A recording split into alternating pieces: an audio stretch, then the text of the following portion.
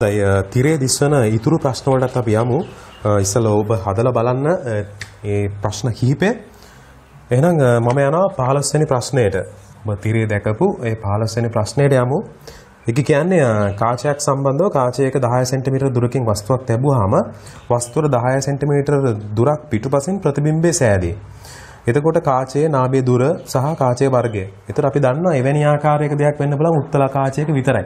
හොඳට කල්පනා කරලා බලන්න අපි අවතල කාචයක ගත්තොත් වස්තුව තිබ්බහම සෑම විටම ප්‍රතිබිම්බය හැදුනේ වස්තුවට ඉදිරියෙන්. ඒ කියන්නේ කාචයත් වස්තුවත් අතරමැද. අවතල කාචයක. උත්තල කාචයක අපි දන්නවා තාත්වික ප්‍රතිබිම්බය හැදෙනකොට වස්තුව මේ පැත්තේ තියෙද්දි කාචයේ මෙතන ප්‍රතිබිම්බය හැදෙන අනිත් පැත්තේ. නමුත් අතාත්වික වෙනකොට අපි දන්නවා වස්තුවට පිටිපස්සෙන් ප්‍රතිබිම්බය හැදෙනවා. අන්න එහෙම අවස්ථාවක් තමයි මෙතනදී කියන්නේ. දැන් කාචයේ තියෙනවා අපි කාචය ඇඳ ගන්න ඕනෙත් නැහැ. දැන් මෙතන වස්තුව තියෙනවා 10 සෙන්ටිමීටර දුරකින්. right මේ තියෙන්නේ වස්තුව කියලා ගත්තොත් ප්‍රතිබිම්බය ඊට පිටිපස්සෙන් හැදෙනවලු වස්තුවට 10 සෙන්ටිමීටර පිටුපසින්. එතකොට ওই විදියට කියලා කිව්වට පස්සේ අපිට පුළුවන් කාචයට මේ අදාළ කාචයට අපිට පුළුවන් කාච සූත්‍රය යොදන්න. එතකොට දන්නවා වස්තු දුර සෙන්ටිමීටර 10ක් වෙනවා. ප්‍රතිබිම්බ දුර සෙන්ටිමීටර 20ක් වෙනවා. කාචයේ සිට එහෙම නැත්නම් ප්‍රකාශ කේන්ද්‍රයේ ඉඳලා දුරවල් මැන්නොත්. ඒතර දෙකම දාන අපි දන්නවා ආලෝකය ගමන කරන්නේ මේ දිශාවට දෙදෙනාම මැනලා තියෙන්නේ ධන දිශාවට. එතකොට එකයට 20 ඍණ එකයට 10 සමාන එකයට F.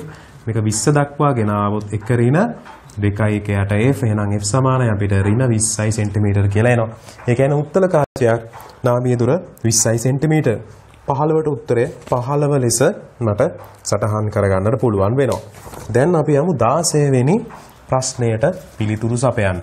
16 වෙනි ප්‍රශ්නය කියලා කියන්නේ ඉතාමත්ම හොඳ ප්‍රශ්නයක්. මේ ප්‍රශ්නයට නිවැරදිව පිළිතුරු දෙන්න නම් අපි ගොඩක් තාර්කික වෙන්නට ඕනේ. දැන් ඔබට පේනවා මේ එතන ප්‍රිස්මයක් තමයි ඔබ දකින්නේ ඍජුකෝණී ප්‍රිස්මයක්. එතකොට අංශක 45 දීලා තියෙනවා අපිට දත්තයන්. එහෙනම් මෙතනත් අංශක 45 මේක සමද්විපාද ප්‍රිස්මයක්. right. හොඳයි. දැන් මේ විදිහට තමයි කිරණ සටහන ගමන් කරලා තියෙන්නේ ලම්බකව ප්‍රිස්මය හරහා යනවා නම් අපි දන්නවා වර්තනය නොවි යන්න එපා. මෙතන පූර්ණ අභ්‍යන්තර පරාවර්තනයට ලක් වෙලා තියෙනවා. මෙතන කෝණයත් අංශක 45 ලෙස දීලා තියෙනවා නම් මේකත් අංශක 45යි. right. බලමු මොකක්ද කියන්නේ. රූපයේ පරිදි ආලෝක කිරණයක් ඍජුකෝණී ප්‍රිස්මයක් තුලට අංශක 45කින් පතනය වී පූර්ණ අභ්‍යන්තර පරාවර්තනයට ලක් වෙනවලු. ප්‍රිස්මයේ වර්තනාංකය පිළිබඳව පැවසිය හැක්කේ. දැන් n ගැන මොනවද කියන්න පුළුවන් කියලා තමයි කියන්නේ. එතකොට අපිට මොනවද ඇත්තටම මේ ප්‍රිස්මයේ වර්තනාංකය ගැන කියන්නට පුළුවන්. මෙතන විවිධ වූ සම්බන්ධතා කිහිපයක් දීලා තියෙනවා. සමාන ලකුණක් දීලා තියෙනවා නේ. විශාල කුඩා වන ආකාරයට ලකුණු කිහිපයක් දීලා තියෙනවා. එතකොට අපිට පුළුවන් එකම දේ තමයි ප්‍රිස්මයට අදාළව අපිට ලියන්නට පුළුවන් වර්තනාංකයක් ගැන මේක කියලා තියෙන නිසා අපි අවදි කෝණය පිළිබඳ පොඩි අදහසක් ගමු. දැන් මෙයාගේ වර්තනාංකය එන්නම් ප්‍රිස්මයේ අපිට පුළුවන් මේ පැත්ත n කියලා ගත්තොත් අවදි කෝණය පිළිබඳව අදහසක් ගන්න පූර්ණ අභ්‍යන්තර පරාවර්තනයට ලක්වීම පිළිබඳව අපිට අදහසක් ගන්නට පුළුවන් වෙනවා. මෙන්න මේ විදිහට. කොහොමද අපි දන්නවා මේ කිරණ සටහන දැන් මෙහෙම එද්දී අවදි කෝණය c කියලා ගත්තොත් අපිට ලියන්න පුළුවන් sin c සමානයි n වතාවක් sin 90 සමාවෙන්න. n වතාවක් sin c සමානයි එක වැඩි කිරීම sin 90. ඔය ආකාරයට ලියන්න පුළුවන්. හරිද? දැන් මේ අවදි කෝණය නේද? අවදි කෝණය. එතකොට අවදි කෝණයත් එක්ක සම්බන්ධ වෙන්න ඕනේ. දැන් මෙතනට සම්බන්ධ වෙද්දී මොන වගේ දෙයක්ද වෙන්නේ? කොහොමද අපි මේ අතර සම්බන්ධතාවය ගොඩනගා ගන්නේ? හොඳයි අපිට right. එතකොට අපි දන්නවා අනිවාර්යෙන් පූර්ණ අභ්‍යන්තර පරාවර්තනයට ලක් වෙන්න ඕන නම් මෙන්න මේ සම්බන්ධතාවය වෙන්න ඕනේ. පතනය වන කෝණය අනිවාර්යෙන් අවදි කෝණයට වඩා විශාල වෙන්න ඕනේ. ඕකනේ සම්බන්ධතාවය. right. පතනය වන කෝණය අනිවාර්යෙන් අවදි කෝණයට වඩා විශාල වෙන්නට ඕනේ.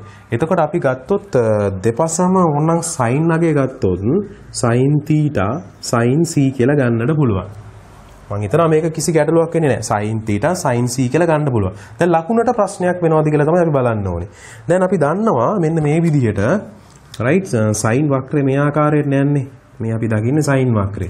එතකොට අපි දන්නවා කෝණය විශාල වීමත් එක්ක මේ ඔබ දකින්නේ කෝණය විශාල වීම. අංශක බිඳුවේ සිට අංශක 90 දක්වා වැඩි වෙනකොට අපිට පේනවා sin අගයත් මේ තියෙන sin අගය මේ තියෙන කෝණය sin විශාලත්වයත් එන්න වැඩි වෙනවා. උදාහරණයක් විදිහට අපි දන්නවා sin 91යි. නේ sin බිඳුව බිඳුවයි. ඒතර අංශක බිඳුව සිට 90 දක්වා යනකොට sin අගයත් වැඩි වෙලා තියෙනවා. එහෙනම් කෝණය වැඩි කියලා කියන්නේ sin අගයත් වැඩි. ලකුණ මේ විදිහම තමයි. දැන් sin c අපිට ලියන්න පුළුවන් එක ක්‍රමයක් තමයි මේ සම්බන්ධතාවයෙන් sin c සමානයි 1/8n. එහෙනම් මෙතනට අපිට ආදේශ කරන්න පුළුවන් 1/8n ලෙස. එතකොට දැන් මේ වෙලාවේ θ කියන්නේ කවුද? මේ අදාළ අවස්ථාවට θ ගත්තොත් 45යි. දැන් එහෙනම් මෙතන sin 45 කියලා එන්නේ. 45 මෙතනට ආදේශ කරොත් sin 45 කියන්නේ 1/8 මූල 2 විශාලයි 1/8n. මෙතනින් සම්බන්ධතාවයක් එනවා n විශාලයි මූල 2ට වඩා. right? ඔක හරස් ගුණිතය දාලා ගත්තත් අපිට මේ සම්බන්ධතාවය ගන්න පුළුවන්. එහෙනම් මූල 2ට වඩා n විශාලයි කියන අවබෝධය අපිට මෙතනදී සඳහන් කරගන්න පුළුවන් වෙනවා. එහෙනම් 16ට උත්තරය 2. දැන් මේ වෙලාවේ මේ දත්තයන් එක ගන්න පුළුවන් එකම දේ මෙච්චරයි. හරිද? හොඳයි. අපිට මේ රූප සටහනත් එක්ක ගන්න කියලානේ තිබ්බේ. හොඳයි. දැන් එහෙනම් අපි යමු ඊළඟ ගණනය කිරීමට. ඊළඟ ගණනය කිරීමට ගියොත් ඒක බොහෝ විට ඔබට අනන්තවත් ඔය ප්‍රශ්න පත්‍රවල පාස් පේපර්ස් වල එහෙම ඔබට හම්බෙන මේ ප්‍රශ්නයක් තමයි දීලා තියෙන්නේ. ඒක එක්තරාම අමාරු නෑ. මම සරලව ඔබට පැහැදිලි කරන්න. මෙතනදී මේ කිරණය අවම අපගමනයට ලක් වෙනවලු මේ P ප්‍රිස්මයෙන්. අපි දන්නවා අවම අපගමනයට ලක් වෙනකොට මෙන්න මෙහෙම සමානවන යන්නේ. මේ පැත්තෙන් පතන වෙන කෝණය මේ පැත්තෙන් පතන නිර්ගමන වෙන කෝණයට සමාන වෙනවා. මේ කාරණා මෙතන I නම් මෙතනත් I එන විදිහටම නෙන්නේ අවම අපගමනයේදී අපි දන්නවනේ ඒක නේද? right. එතකොට අපි දන්නවා දැන් මෙහෙම තමයි තනි ප්‍රිස්මේ තිබ්බනා. මේ ප්‍රිස්ම තුනක් දැන් එකට එකතු වෙලා තියෙනවා. හැබැයි මේ කියලා තියෙනවා මේ ප්‍රිස්ම තුනම එකම වර්ගයෙන් නේ. සම්මිතික P ප්‍රිස්මේ අවම අපගමන ලක් වේ. තවත් P හා සමාන වූ QR ප්‍රිස්ම දෙකක්. එම වර්ගයෙන්ම QR කියලා ප්‍රිස්ම දෙකක් හදනවා. දැන් අපි දන්නවා මේ එම වර්ගයෙන්ම තිබ්බ ගමන් මේ එකම මාධ්‍ය. එහෙනම් වර්තනයට ලක් වෙන්න බෑනේ. ඕක දිගටම කෙලින්ම යනවා මේ විදිහට. මොන දැන් වෙන මාධ්‍යයක් හම්බ වෙනවා.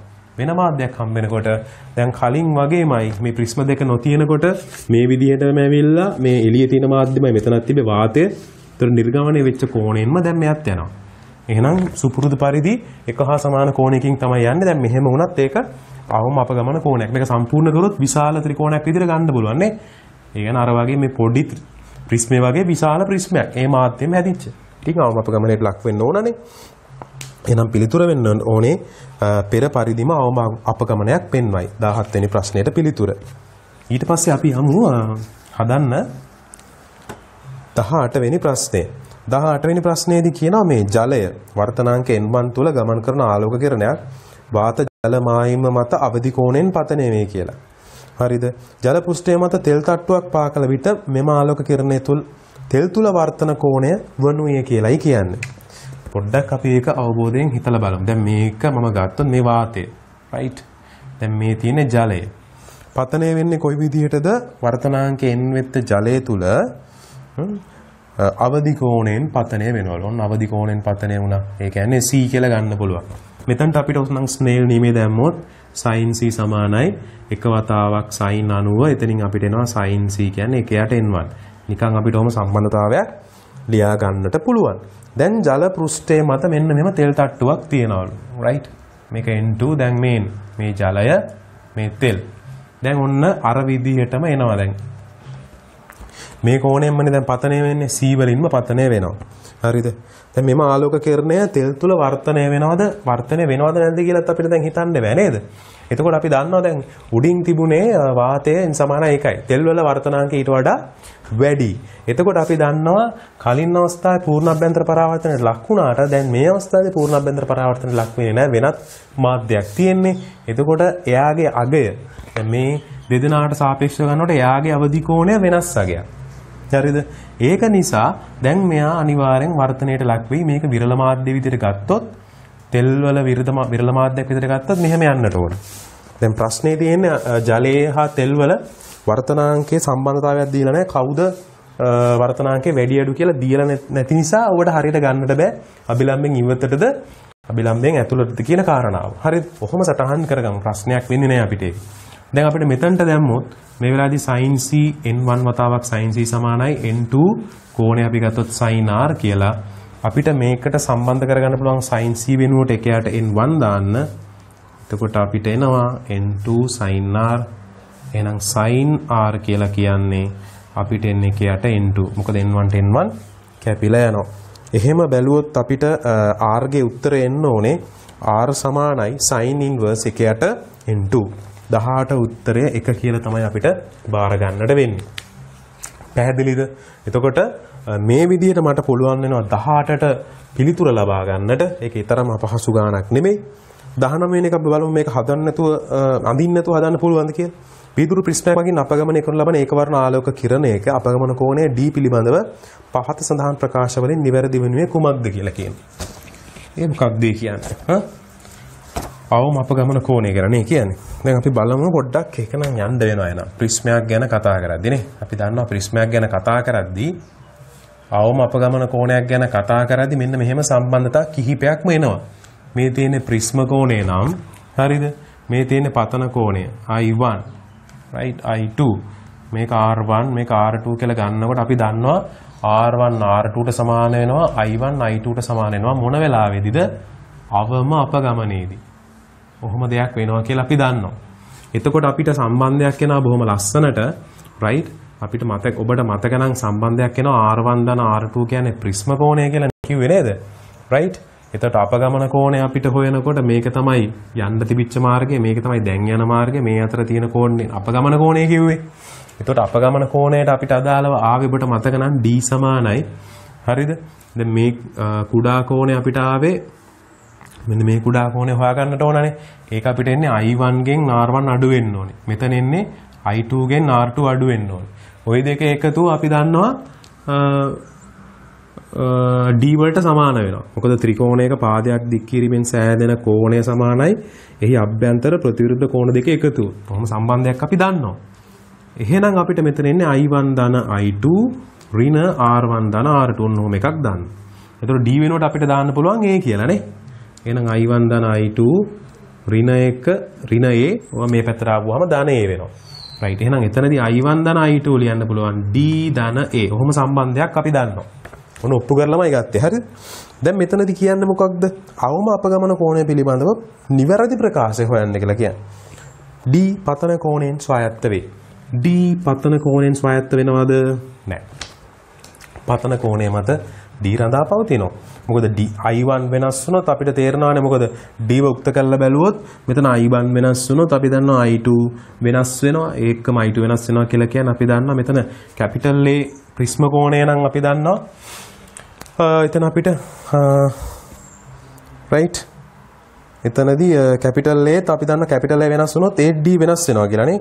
I1 I2 දැන් මෙතන කියන්නේ D පතන කෝණයෙන් ස්වායත්ත වේ කියලා. වැරදීනේ. D පතන කෝණය මත පරායත්ත වෙනවා. ස්වායත්ත වෙන්නේ නැහැ. හරිද? D සෑම විටම පතන කෝණය සමග වැඩි වේ කියලා කියනවා. D සෑම විටම පතන කෝණය සමග වැඩි වේ. දැන් සෑම විටම කියලා කිව්වහමත් එතනදී පොඩි ගැටලුවක් තියෙනවා. මොකද සෑම විටම අපගමනයේ පතන කෝණයත් එක්ක වැඩි වෙනවා කියලා කියන්න බෑ.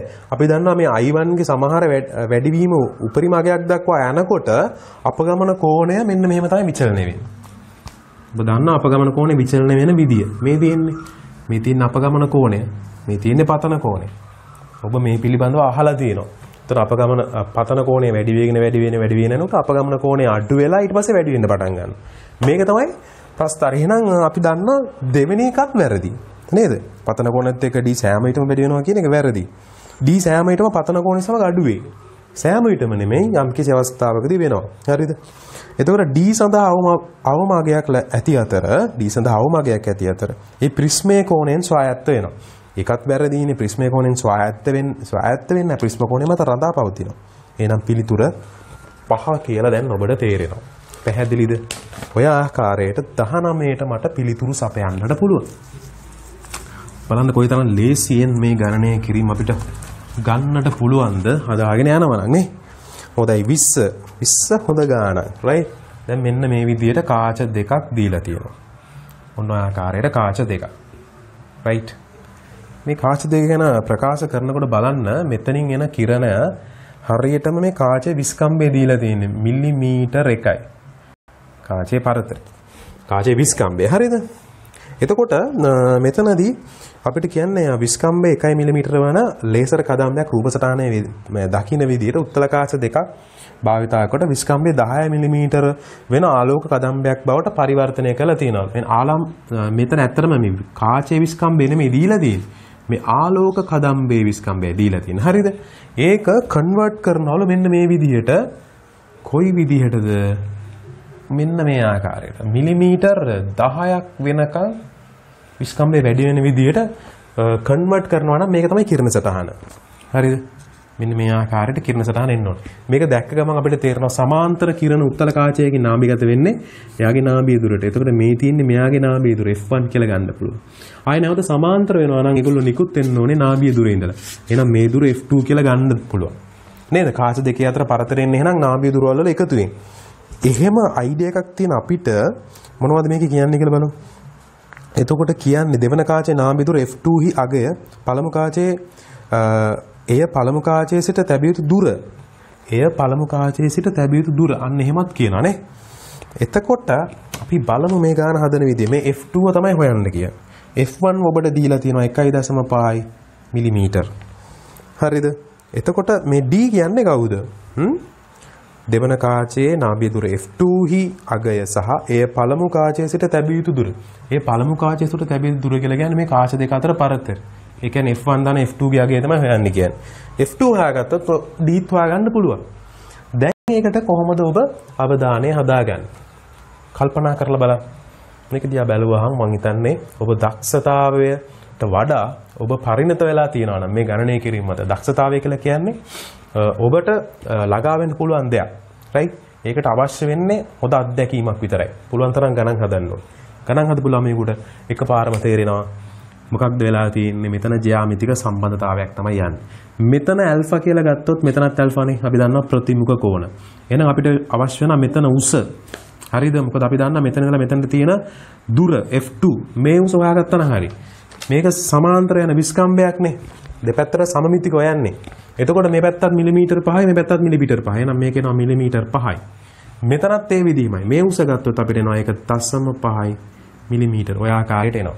දැන් බැරිද අපිට මේක tan alpha කියලා ගන්න? tan alpha ගත්තොත් මේ පැත්තෙන් එනවා 0.5 මිලිමීටර් බෙදීම F1.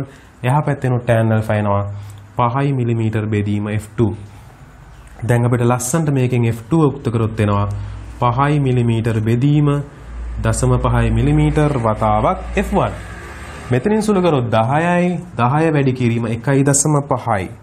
රයිට්? එහෙනම් එනවා මෙතන 15යි මිලිමීටර් ලෙස. හරිද? එහෙනම් සමා වෙන්න ඕනේ මෙතන F1 15 මිලිමීටර් කියලා දීලා තිබුණාට මේ F2 වල පිළිතුරු ඔක්කොම යන්නේ සෙන්ටිමීටර් වලින්. එහෙනම් මම හිතන්නේ මෙතන F1 දීලා තියෙන්නේ මිලිමීටර් වලින් නෙමෙයි. මේ ප්‍රශ්න පත්‍රයේ ගැටලුවක් තියෙන්නේ. හරිද? ප්‍රශ්න පත්‍රයේ ගැටලුවක් තියෙන්නේ F1 දීලා තියෙන්නේ සෙන්ටිමීටර් වලින් වෙන්නේ නැති. ප්‍රශ්නයක් කරගන්න එපා ඒක ඒකකය. එහෙම නිසා අපිට එනවා මේක සෙන්ටිමීටර් වලින් කියලා අපි හිතමු. හරිද? එහෙනම් F1 1.5 සෙන්ටිමීටර් නම් F2 15 සෙන්ටිමීටර්. පිළිතුර වෙන්න ඕනේ F2 15 සෙන්ටිමීටර්. D වෙන්න ඕනේ දෙක එකතුව 16.5 සෙන්ටිමීටර්. උත්තරය 5. 20ට උත්තරය 5 ලෙස ලැබෙනවා. දැන් අපි යමු ඉතාමත් ඉක්මනින් මේ ප්‍රශ්න පත්‍රයේ අවසන් ප්‍රශ්න 5 දක්වා. දැන් ඔබට මේ ප්‍රශ්න 25 අවසන් ප්‍රශ්න 5 තිරේ දක්නට ලැබෙවි. රයිට්? ඉක්මනට පිළිතුරු සපයන්නේ එකට. හොඳයි, මේකේ හොඳ ප්‍රශ්නයක් එම හම් වෙනවා 23 වෙනි ප්‍රශ්නේ. රයිට්, මම යනවා 21 වෙනි ප්‍රශ්නය දක්වා. 21 වෙනි ප්‍රශ්නය දක්වා ගියාම මෙතන කියන නාභිය දුර 40 සෙන්ටිමීටර වන උත්තල කාචයක් සහ නාභිය දුර 25 වන අවතල කාචයක් සංයුක්ත කරපුවාම අපි දන්නවා හරි සරලයි. P සමානයි P1 ධන P2 මේකට යවන්නට ඕනේ. එතකොට අපිට ලියන්නට පුළුවන් P1 එක යට F1 ධන එක යට F2. නිවැරදි විදිහට ආදේශ කරමු. අපි දන්නවා උත්තල කාචයක් නම් බලය ධන වෙන්න ඕනේ. එහෙනම් ධන ලකුණත් එක්ක දැම්මොත් එක යට 40යි.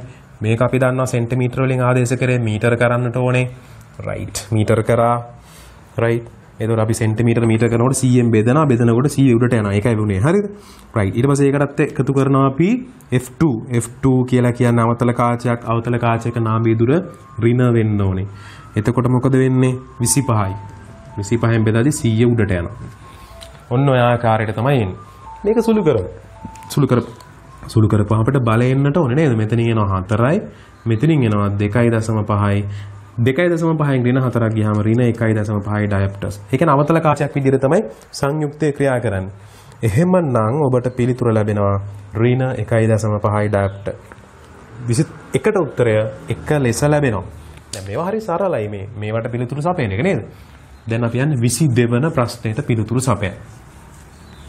22 වන ප්‍රශ්නෙට පිළිතුරු සපයද්දී ඔබට දැන් දකින්න හම්බේ 22. නාභිය දුර 8 cm උත්තල කාචයකට 40 cm ඉදිරියෙන් 6 cm උස ඇති වස්තුවක් තබා ඇත. කියුවා සටහන දාගත්තා. ඉක්මනින් රූප සටහනකට යන එක තමයි හොඳම දේ. දැන් නාභිය දුර 8 cm නේ. හරි. ඊට පස්සේ උත්තල කාචයට 40 cm ඉදිරියෙන් දුර එනවා අපිට 40 cm. වස්තු දුරනේ එතකොට 6 cm උස ඇති වස්තුවක් තියෙනවා. හරි. නාභිය දුර 12 cm දෙවන උත්තල කාචයේ පළමු කාචයට 20 cm පිටුපසින් තියෙනවා. දැන් ඔන්න 20 cm දෙවන කාචයක් තියෙනවා. එයාගේ නාභිය දුර කියලා තියනවද කියලා තියෙනවා. 12 cm. දැන් මොනවද කියන්නේ අවසාන ප්‍රතිබිම්බයේ පිහිටීම සහ උස වනුයේ. ලේසි. අමාරු නෑ මේක නේද? right අපි දන්නවා එහෙනම් පළවෙනියම කිරණ සටහන දැන් අපිට අයිඩියා එකක් නැහැනේ කොහේ ඇඳෙනවද කියලා දන්නේ නැහැ. එහෙනම් හොඳම දේ අපි ඉස්සෙල්ලා හොයාගන්න ඕනේ. අපි දන්නවා මෙයාට අදාළ පළවෙනි එකට අදාළ වස්තු දුර u1 කියලා ගත්තොත් අපි v1 හොයන්න ඕන. ඒක නිසා පළවෙනි කාචයට අපි දාමු පළමු කාචයට. මොකද දාන්නේ කාච සූත්‍රය. කාච සූත්‍රය දාපු ගමන් අපි හොයන්න ඕනේ v1ව u1 ධන ලෙස ආදේශ වෙනවා. ඔබට පේන ඇති ආලෝකය ගමන් කරන්නේ මේ දිශාවට. බැන්නේ අපි මේ දිශාවට u1ව එහෙනම් ධන 40යි. උත්තල කාචයක් නිසා ඍණ ලෙස ආදේශ කරනවා. ඍණ 1ට 8යි. දැන් මේක සුළු කරොත් අපිට එන 1ට v1 සමානයි ධන 1ට 40යි ඍණ 1ට 8යි. 40ට ගෙනාවොත් 1 ඍණ 5යි. එහෙනම් ඍණ 4යට 40යි. එහෙනම් v1 අපිට මෙතනින් සුළු වෙලා එනවා ඍණ 10යි සෙන්ටිමීටර්. හරිද? v1 ඍණ 10යි සෙන්ටිමීටර් ලෙස ලැබුණා. දැන් අපි දන්නවා එහෙනම් කොතනින්ද හැදෙන්නේ කියලා නේ. අපි දන්නවා දැන් ප්‍රතිබිම්බය හැදෙන තැන. මේ දෙවෙනි කාචයටම 20ක් දුර තියෙනවානේ. ඊට කලින් මැද්දෙන් වගේ දැන් හැදෙන්න ඕනේ. අපි එන කිරණ සටහන ඇඳගත්තොත් මෙයා මේ විදිහට ගමන් කරනවා. කිරණය දෙවෙනි කාචයේ දක්වා. ඊට පස්සේ අපිට පුළුවන් එහෙනම් මෙතන හැදෙන්නට ඕන නිසා ප්‍රතිබිම්බය ඔන්නෝම යනවා කියලා හිතන්නට පුළුවන්. හරි ප්‍රතිබිම්බය එහෙනම් මෙන්න මේ හරියදි වගේ ඔන්න හැදෙනවා මේ විදිහට. හරිද? දැන් එහෙනම් මෙයාගේ නාභිය ලක්ෂය මෙතන කියලාත් ගත්තා. සෙන්ටිමීටර 8යි. දැන් ඔන්න දෙවන කාචයට ගියාට පස්සේ කිරණ වලට මොනවද වෙනවා කියන එක දන්නේ නැති නිසා දෙවන කාච ගාවට ගිහිල්ලා නැවැත්තුවා. කිරණ එතනින් එහාට අඳින්න යන්නේ නැහැ. හරිද? මොකද දෙවන කාචයෙන් පස්සේ වර්ධනය වෙන්න එපා. එහෙනම් අපි බලමු. හැබැයි තව මම දැකලා තියෙනවා සමහර ළමයි කරනවා මේ දෙවන කාචයෙන් පස්සේ වර්ධනය මෙහෙට අඳිනවා. ජීවිතේටත් එහෙම දෙන්නේ නැහැ. මේ ඇවිල්ලා පරාවර්තනයක්. හරිද? වර්තනයක් කියලා කියන්නේ මෙහෙම ආපස්සට හැරෙන්න බෑනේ. වර්තනයකදී සෑම විටම අනිත් මාධ්‍යයට ගමන් කරන්න ඕනේ. මෙහෙම ආපස්සට හැරලා එහෙම අඳින්න යන්න එපා. එහෙම දෙයක් වෙන්නේ නැහැ ජීවිතේටවත්. හරිද? දැන් එහෙනම් අපි වර්තනයේ මේ ස්වરૂපය අපි හදලා බලමු. දැන් මේ දෙවන කාචයට මෙයා තමයි වස්තු දුර බවට පත් වෙන්නේ u2. මෙතනලා මෙතනට 20ක් නම් අපිට ආවා v1 10ක් කියලා. මේ පරතරය 10ක් කියලා ආවා. මේ දුර. හරිද? එහෙනම් අපිට දන්නවා මෙතනින් 20න් 10ක් ගියාම මෙතනත් එන්නේ 10 සෙන්ටිමීටර්. දෙවන කාචයට වස්තු දුර 10ක් වෙනවා. අපි යාට කාච සූත්‍රය දාමු පැත්තකින්. මේ මම දාන්නේ දෙවන කාචයට. හරිද? කාච සූත්‍රය දැම්මොත් මම ප්‍රතිබිම්බ දුර දන්න එක තමයි හොයන්න යන්නේ v2 ආලෝකය ගමන් කරන්නේ මේ දිශාවට දුර මෙන්නේ වස්තු දුර මෙන්න මෙහෙට. ඒ නිසා ධන 10ක් වෙන්න ඕනේ ඍණ 1යට 12යි. මේකත් උත්තල කාචයක් නිසා ඍණ කරලා ආදේශ කරා F-ට. දැන් එහෙනම් v2 එනවා අපිට ධන 1යට 10යි ඍණ 1යට 12යි. මේක අපිට ගේන්න පුළුවන් 60කට. එහෙනම් 6යි. එතනින් 5ක් වැඩි වෙන්න ඕනේ v2 වෙනවා ධන 60යි සෙන්ටිමීටර්. v2 ධන කියලා කියන්නේ අපි දන්නවා මෙහෙ නෙමෙයි ඇති වෙන්නේ ආලෝකය ගමන් කරන දිශාවට නෙමෙයි දුර මනින්නේ ඊට ප්‍රතිවිරුද්ධ දිශාවට දුර මැනලා තියෙන්නේ මෙතනලා මෙතනටම අපි දන්නවානේ 20යි කියලා එතන ඉඳලා මෙතනට 40යි ওই දෙකම එකතු වුණාම 60යි ඒ කියන්නේ අපි දන්නවා මේ හරියටම වස්තුව තිබිච්ච තැන තමයි ප්‍රතිබිම්බය එකතු වෙන්නේ දැන් මට එතන අඳින්න බෑ මම මෙතන රූප සටහන ඇඳලා තියෙන නිසා අපිට පුළුවන් කැමති තැනක් ඔබට තෝරගන්න. තෝරගද්දි මතක තියාගන්න ප්‍රතිබිම්බය හරියට නිවැරදිව අඳිනවනම් මේ ප්‍රතිබිම්බය අඳින්න ඕන නම් මතක තියාගන්න දෙවන ප්‍රතිබිම්බය එකතු වෙච්ච තැන තියෙනවානේ. අන්න ඒ ලක්ෂයයි මේ කාචයේ ප්‍රකාශ කේන්ද්‍රය තියෙනවානේ. අන්න ඒ දෙන්නව එකට යා කරන්න මෙහෙම. එකට යා කරන්න රූලකින් මෙහෙම ඔබට පුළුවන් පිළිවෙලට මෙහෙම රූලකින් යා කරගන්න නිවැරදි විදියට. එතකොට මේ හැදෙන්න ඕන ප්‍රතිබිම්බය හැදෙන්න ඕන තැන ලක්ෂයට අදාළ සිරස් රේඛාවයි මේ රේඛාවයි ඡේදනය වෙන තැන ඉඳලා කිරණ යන්නාසේ ඔබට පුළුවන් මේවා නිර්මාණය කරගන්න. ඔන්නෝම තමයි කිරණ නිර්මාණය. බලන්න හරි ලස්සනට අපිට පුළුවන් මම මෙතන ඕන්නම් දැන් මට අවශ්‍ය නැති නිසා මම මේ ටික මකලා දැම්මොත් ඔබට දැන් එනවා ඊට අදාළ කිරණ සටහන. මේදී අවසන් ප්‍රතිබිම්බය මෙතන හැදිලා තියෙනවා. මෙන්න මෙතන තමයි අවසන් ප්‍රතිබිම්බය හැදෙන්නේ. මට පුළුවන් ඒක කැපිටල් H කියලා ගන්න. මේ අතරමැදි එක H නෝට් කියලා ගත්තා. දැන් එතකොට පිහිටුම දන්නවනේ දැන්. මම දන්නවා එහෙනම් ධන 60ක් වෙන්න ඕනේ. හරිද? ධන 60ක් තියෙන උත්තරයකට තියෙන එක විතරයි. එතකොට නිකම්ම 22කට උත්තර එක කියලා ගන්නට පුළුවන්. දැන් ඔබ MCQ කට පිළිතුර ලබාගෙන ඉවරයි. නමුත් මම එහෙම අතාරින්නේ නැහැ. සාමාන්‍යයෙන් මේ ගාන හදනකොට මම උසත් හොයන්න ඔබට උගන්වනවා. හරිද? එහෙනම් අපි ඉගෙන ගමු. රයිට්? උස කොහොමද හොයන්නේ? අපිට තේරෙනවා මේ පළමුවෙනි රේඛී විශාලණයෙන් ගත්තොත් පළමු කාචයට අදාළව රේඛී විශාලණය ගත්තොත් ඒක ලියන්න පුළුවන් v බෙදීම u වගේම h නෝට් බෙදීම h. ඒ කියන්නේ ප්‍රතිබිම්බ උස බෙදීම වස්තු උස, ඒ වගේම ප්‍රතිබිම්බ දුර බෙදීම වස්තු දුර. ප්‍රතිබිම්බ දුරාවේ 10යි, right, වස්තු දුරාවේ 40යි. එතකොට h නෝට් දන්නේ නැහැ, h 6යි. මේක සුළු කරපු ගමන් h නෝට් එනවා අපිට 6 බෙදීම 4යි. ඒ කියන්නේ 1.5යි සෙන්ටිමීටර්. හරිද? දැන් මේ මම මොකද්ද කරේ? මේ මම හෙව්වේ m1. ඒ කියන්නේ පළමු කාචයට අදාළව රේඛීය විශාලනය. දෙවෙනි කාචයට අදාළව රේඛීය විශාලනය ලියමු අපි. දෙවෙනි කාචයට අදාළ m2 ලිව්වොත් ඒක කොහොමද අපිට එන්නේ? සමායන මේ රේඛීය විශාලනය මේ ආවේ h නෝට් විශාලත්වය. හරිද? වැරදි ප්‍රකාශයක් මම එතනදී කරා. රේඛීය විශාලනය හොයාගෙන යනකොට ඒ සම්බන්ධයෙන් තමයි මට h නෝට් හම්බුනේ 1.5යි කියලා.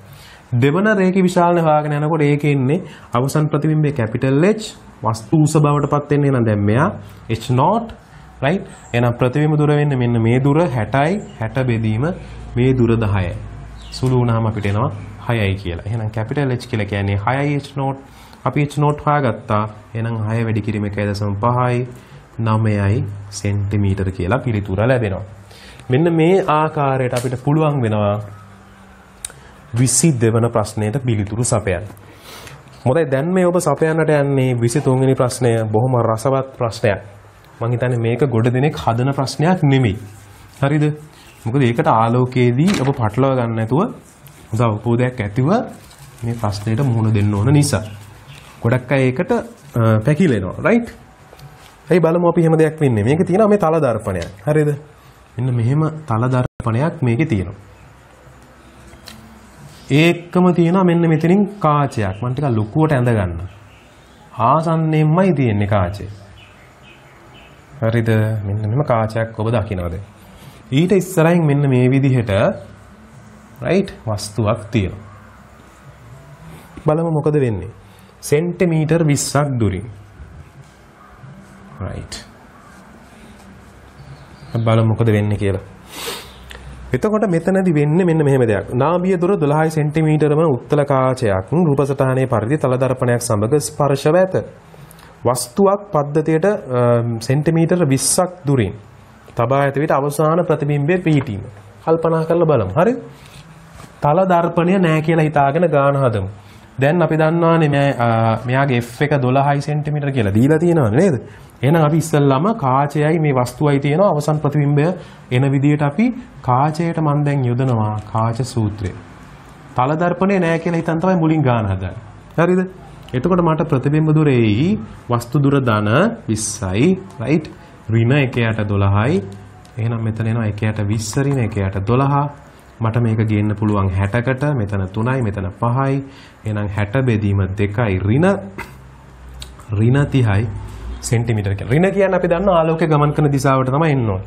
දැන් එතකොට මේක ටිකක් ඇඳ ගන්නකොට දැන් ගොඩියන්න ගැටලුවක් එනවා. හරිද? මොකද්ද ගැටලුව කියලා මම පස්සේ කියන්න. මෙතනින් දැන් මේ වස්තුවෙන් කිරණ යන්නේක ඔබට පුළුවන් මේ පාදමෙන් යනවා වගේ අඳින්නත් පුළුවන්. හරිද?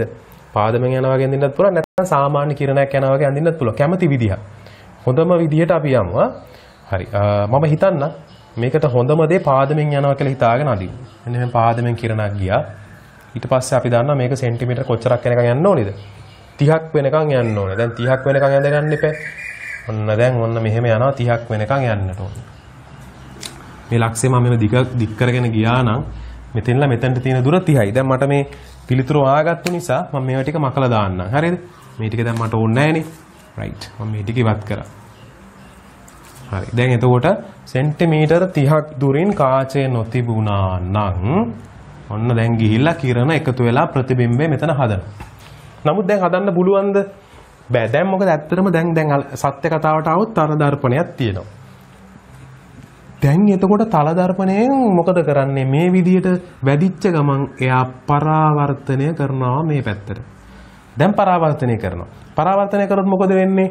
අපි දන්නවනේ තල දර්පණයක සෙන්ටිමීටර් 30ක් දුරින් නම් මෙහෙම යන්න තිබුණේ ફોකස් වෙලා අනිත් පැත්තට පරාවර්තනය වුණා. මෙයා මේ පැත්තෙන් සෙන්ටිමීටර් 30ක් දුරින් තමයි කිරණ එකතු වෙන්නේ. එකතු වෙනවා කියන්නේ මේ මැද්දෙන් යන එක මෙහෙම ලම්බක වැදිලා ආයේ මේ පැත්තට එනවා. ආනත යන එකත් මෙහෙම 30කින් මේ දෙන්න එකතු වෙන්න තිබුණේ. දැන් මෙයා හැරුණා, මෙයත් හැරුණා. දෙන්නම එකතු වෙනවා අර වගේම සෙන්ටිමීටර් 30ක් දුරින්. ඒ කියන්නේ අපි දන්නවා සෙන්ටිමීටර් 30ක් දුරින් කියලා කියන්නේ මේ 20ත් පනිනවා. මේ 20ත් පැනලා මේ මෙහි වගේ තැනක තමයි එකතු වෙන්න ඕනේ. මෙන්න මේ කියලා මෙහෙට වගේ තැනක තමයි එකතු වෙන්න ඕනේ. සෙන්ටිමීටර් 30ක් කියන්නේ එහෙමනේ. නමුත් දැන් මොකද වෙන්නේ? අර වගේම ප්‍රශ්නයක් එනවා. එහෙම යන්න හම්බෙන්නේ නැහැ තල දර්පණෙන්. ඇයි? නැවත කාචය හම්බ වෙනවා. දැන් කාචය හම්බුණා කියලා කියන්නේ දැන් උත්තර කාචයට අපි ආයෙ නැවත කාච සූත්‍රය දාන්න ඕනේ. ඇයි? අපි හොයාගන්න බෑ. දැන් ඇත්තටම අවසන් ප්‍රතිබිම්බ හැදෙන තැන. මොකද අපි දන්නා මෙහෙම යන්න ගියාට කාචයෙන් කරන්නේ යන්න නොදී මේක අභිසරණය කරන මේ වගේ තැනකට ගෙනලා නවත්ත ගන්න. ඔතන තමයි ප්‍රතිබිම්බ හැදෙන්නේ. මේ යන මැදින් යන එක වැදිලා එන එකයි වැදිලා ගිහලා මේන එක එකතු වුණාම මෙතන තමයි ඔන්න අවසන් ප්‍රතිබිම්බ එන්නේ. ෆයිනල් එක. ඒක තැන හොයාගන්න මේ දුර හොයාගන්න අවසන් ප්‍රතිබිම්බයට අදාළ ප්‍රතිබිම්බ දුර හොයාගන්න නම් අපි දැනගන්න ඕනේ දැන් කාච සූත්‍රය දාන්න දෙවන අවස්ථාවට. හරිද? දානකොට පරිස්සමින්. ඒක තමයි වරද්ද ගන්න ගොඩක් අය. මොකද්ද වරද්ද ගන්න හේතුව අපි V හොයන්න යන්න ඕනේ. ආලෝකය දැන් මුලින් ගමන් කරේ මෙහෙටනේ ආලෝකය. දැන් තල දර්පණයෙන් පරාවර්තනය වෙලා දැන් ආලෝකය ගමන් කරන්නේ මේ දිශාවට. මේ අවස්ථාවේදී ආලෝකය ගමන් කරන්නේ මේ දිශාවට.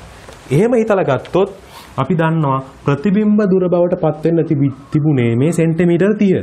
මෙහෙම ගිහිලා සෙන්ටිමීටර් 30කින් තමයි එකතු වෙන්න තිබුණේ. නමුත් දැන් එකතු වෙන්නේ සෙන්ටිමීටර් 30 නෙමෙයි මේ V දුරකින්. එහෙනම් වස්තු දුර වෙන්නේ සෙන්ටිමීටර් 30යි හැබැයි ඍණ ලකුණක් එන්න ඕනේ. ඇයි? ආලෝකය ගමන් කරන දිශාවටමයි නේ. රයිට්? ඒතර උත්තර කාචයන් එතනත් ඍණ. ඍණ 1යට 12යි. ඒක වෙනස් වෙන්නේ නැහැ. හරිද? දැන් V හොයන්න යන්නේ. මෙතන සුළු වුණාම ධන වෙනවා. ධන එක එහා පැත්තටදී ආයි ඍණ වෙනවා. එහෙනම් අපිට මෙතන තියෙන්නේ 1යට V සමානයි ඍණ 1යට 12 ඍණ 1යට 30යි. මේක සුළු කරමු අපි. සුළු කරොත් අපිට එනවා මෙතනින් මේ ටික අයින් කරලා දාමු අපි. සුළු කරොත් අපිට මේක පොදු හරය විදිහට 60කට ගේන්න පුළුවන් ඍණ ඔක්කොම. එහෙනම් මෙතන ඍණ 5යි. එහෙනම් මෙතන ඍණ 2යි. V සමානයි ඍණ 60 බෙදීම 7යි සෙන්ටිමීටර්. ඒ කියන්නේ ආසන්න වශයෙන් අපි දන්නවා 8.0 ගණනක් වෙන්නේ නේ. මෙන්න මේ වගේ ආගයක් තමයි එන්නේ කියන්නේ. මේ හැරින් වගේ තමයි එන්නේ. ඉස්සරහට අඩු වෙන්න බෑ. එහෙනම් උත්තරය පිළිතුර 2 60 බෙදීම 7යි සෙන්ටිමීටර් දුරක් කාචයට ඉදිරියේ. මම හිතනවා මේ ගාන හොඳට තේරෙන්නේ නැති මම මේ හදාගෙන ගිය විදිහත් එක්ක ආයෙ නැවත බලන්න. තේරුම් නැත්නම් ආයෙ නැවත බලලා හරියට ඔළුවට අයිඩියා එකක් දාගන්න. හොඳයි අපි 24 වෙනි ප්‍රශ්නෙට දැන් ගියොත් 24 වෙනි ප්‍රශ්නය ඊටාත්ම ලෙහෙසියෙන් අපිට පිළිතුරු සපයන්නට පුළුවන්. ඒකෙදි කියන්නේ මේ ක්‍රවුන් වීදුරු තුල රතු ආලෝකයයි නිල් ආලෝකයට අදාළ වර්තනාංක. කියන්නේ ගමන් කරනකොට ඒගොල්ලන්ට අදාළ වර්තනාංක දීලා තියෙනවා. රතු වලයි නිල් වලයි. රතු වල 1.5යි එකයි නිල් වල 1.5යි 3යි. හරිද? මුලින්ම කියන මෙන්න මේ ප්‍රකාශ තුනක් සලකා බලන්න කියලා කියන්නේ. කැපිටල් A වලදී කියන රික්තයකදී රතු ආලෝකයේ වේගය නිල් ආලෝකයේ වේගය එකම වේ. රික්තයකදී අපි දන්නවානේ ඔක්කොම ආලෝකයේ එකම වේගෙන් ගමන් කරන්නේ නේද? ආලෝකයේ වේගය 3 වැඩි කිරීම 18යි ms ඍණ එක. ආසන්න වශයෙන් ගත්තොත් ඒ වගේ. ඉතින් ඔක්කොම එකම වේගය කැපිටල් A හරි. ක්‍රවුන් වීදුරු තුලදී රතු ආලෝකයේ වේගය නිල් ආලෝකයේ වේගයට වඩා විශාල වේ. දැන් අපි දන්නවා වර්තනාංකය ගැන කතා කරද්දී වර්තනාංකයේ අර්ථ දක්වන්නේ වර්තනාංකයට අර්ථ දැක්වීම දෙකයි. ඕනම දෙයකට අර්ථ දැක්වීම දෙකක් තියෙනවා. නිරපේක්ෂ අර්ථ දැක්වීම සහ සාපේක්ෂ අර්ථ දැක්වීම. නිරපේක්ෂ වර්තනාංකය කියලා කියන්නේ ඒ මාධ්‍ය තුලදී වේගයට සාපේක්ෂව රික්තය තුලදී වේගය. එහෙමනේ අපි කියන්නේ නේද? එහෙම නැත්නම් අපි කියනවා රික්තයක් තුලදී ආලෝකයේ වේගය එම මාධ්‍ය තුලදී ආලෝකය ගමන් කරන වේගයට දක්වන අනුපාතය කියලා කියනවා. මේකෙන් අපිට තේරෙනවා වේගය සම්බන්ධව උක්ත කරලා බැලුවොත් වර්තනාංකය එම මාධ්‍ය තුලදී එම වේගයට අදාළ වර්තනාංකය අඩුයි නම් එහිදී වේගය වැඩි. වර්තනාංකය අඩු වෙනවා නම් වේගය වැඩි වෙනවා. දැන් මෙතන අඩුම වර්තනාංකයේ තියෙන රතු වලටනේ වර්තනාංකය රතු වල අඩුයි කියන්නේ එයාගේ තමයි වේගය වැඩිම. මේක රෙඩ් කියලා ගත්තොත් එයා වැඩි නිල් වලට වඩා බ්ලූ වලට වඩා වැඩි. එහෙනම් VR වැඩි. දැන් අපි මෙතන කියන්නේ එහෙනම් රතු ආලෝකයේ වේගය නිල් ආලෝකයේ වේගයට වඩා විශාල ඉතින්. කතාව හරි බීත් හරි නේද? A සහ B දෙකම හරි.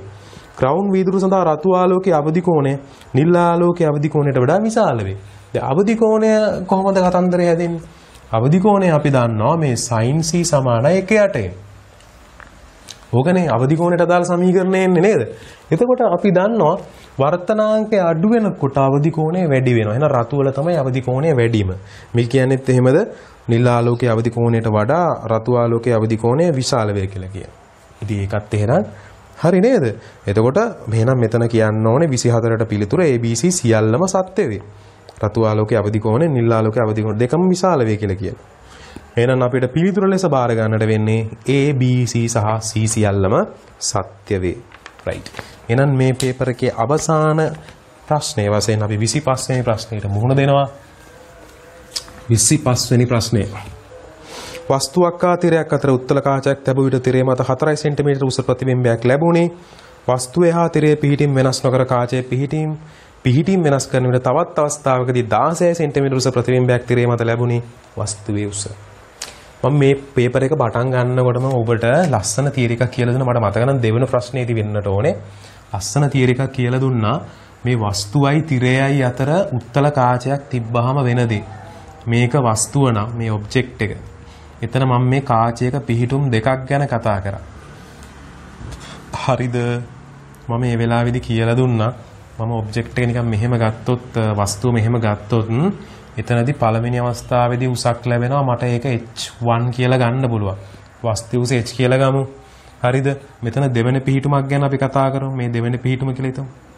දෙවෙනි පිහිටුමේදී ඔබ ගත්තොත් මෙන්න මේ විදිහට කිරණ සටහන නැත්නම් හරියට යන්න ඕනේ ප්‍රකාශ කේන්ද්‍රය හරහා. ඔන්න ඔහොම ගත්තොත් අපිට ගම ඒ උස h2 කියලා ගත්තා කියලා. මම මේ වෙලාවේ ඔබට කියලා දුන්නා මෙහෙම රසවත් දෙයක්. මොකද්ද මේ රසවත් දෙය? ඔබට කියලා දුන්නේ මේ විදිහට right වස්තුව සහ තිරය අතර දුර d නම් right කාචයේ නාභිය දුර f නම් ඒ වස්තුවත් තිරයත් අතර තියෙන දුර 4යි f ට වඩා විශාල වුණොත් පිහිටුම් දෙකකදී තාත්වික ප්‍රතිබිම්බ තිරය මත ගන්න පුළුවන් වෙනවා කියලා කිව්වා. ඒ වෙලාවේදී තියෙන සුවිශේෂී අවස්ථාව තමයි පළමු අවස්ථාව මම මේක කියලා ගත්තොත් දෙවන අවස්ථාව මේක කියලා ගත්තොත් පළවෙනි අවස්ථාවේදී වස්තු දුර u ප්‍රතිබිම්බ දුර v නම් දෙවෙනි අවස්ථාවේදී වස්තු දුර v වෙනවා ප්‍රතිබිම්බ දුර u වෙනවා. ඒ කියන්නේ මේ විශාලත්ව දෙක මාරු වෙනවා. හරිද? ඒ වෙලාවේදී අවස්ථා දෙකේදී මම කියලා දුන්නා ඔයගලන්ට මේ රේඛී විශාලන දෙකේ ගුණිතය එකක් වෙනවා කියලා. ඒකත් මම කියලා දුන්නා. දැන් ඒකට පළවෙනි අවස්ථාවේදී රේඛී විශාලනය මට ලියන්න පුළුවන් මේ උසවල් වලින්.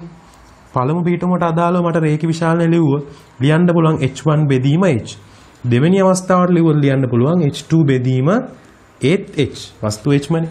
මේක මෙතනට ආදේශ කරොත් h1 බෙදීම h වැඩි කිරීම h2 බෙදීම h සමානයි 1යි. මෙතනින් එනවා h1 h2 සමානයි h වර්ගය.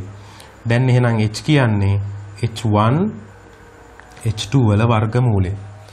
මේ ගාන කියලා තියෙනවා මේ විදිහට තිබ්බහම මේ 4 සෙන්ටිමීටර උසක් හම්බ වෙනවලු එක අවස්ථාවකදී. එක ප්‍රතිබිම්බයක්. දෙවෙනි ප්‍රතිබිම්බය හම්බ වෙනවලු මේ පිහිටුම මේ විදිහට කාචය වෙනස් කරගෙන ගිහිල්ලා right. එතකොට මොකද වෙන්නේ? ඒක 16 හම්බ වෙනවලු. එහෙනම් මේ දෙකේ h1 4යි h2 16යි. ඒ කියන්නේ 64 වර්ගමූලය 8 සෙන්ටිමීටර. වස්තුවේ උස අපිට එනවා 8 සෙන්ටිමීටර. හොඳයි. දැන් මේ ආකාරයට මට මේ පේපර් එකට පිළිතුරු සපයන්නට පුළුවන්. දැන් එහෙනම් ඔබට පුළුවන් MCQ තව තවත් සාකච්ඡා කරන්න. මම මේ ඔයගලන්ට ආදර්ශ ප්‍රශ්න පත්‍රයක සාකච්ඡා කිරීම තමයි සිදු කරේ. ඉතින් පුළුවන් තරම් පේපර් සාකච්ඡා කරන්න. මම තව ඉදිරියේදීත් විවිධ පාඩම් වල මොඩල් ක්වෙස්චන්ස් වගේම පාස් පේපර් සාකච්ඡා කරන්න උත්සාහ කරනවා. රචනා වගේම ස්ට්‍රක්චර්ඩ් වලටත් මම යොමු වෙන්නම් ඉදිරියේදී. ඒත් පුළුවන් තරම් ඔබ කරන්නට ඕනේ. තව යහළුවෙක්ට මේක උපකාරී වෙන විදිහට ෂෙයා කරන්න. ෂෙයා කරලා ඔබට පුළුවන් තව තවත් දැනුම